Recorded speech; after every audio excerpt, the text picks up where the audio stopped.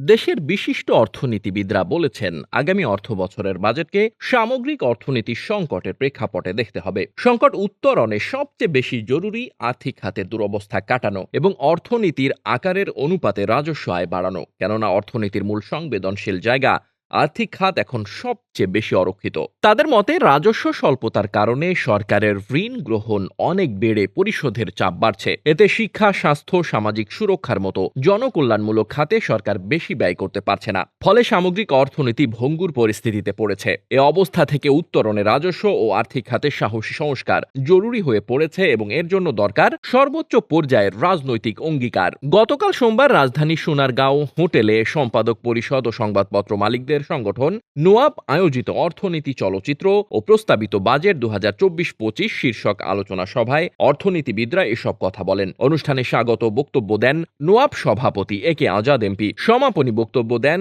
সম্পাদক পরিষদের সভাপতি ও দ্য ডেইলি স্টার সম্পাদক মাহফুজ আনাম। সঞ্চালনা করেন সম্পাদক পরিষদের সাধারণ সম্পাদক ও বণিক বার্তার সম্পাদক দেওয়ান হানিফ মাহমুদ।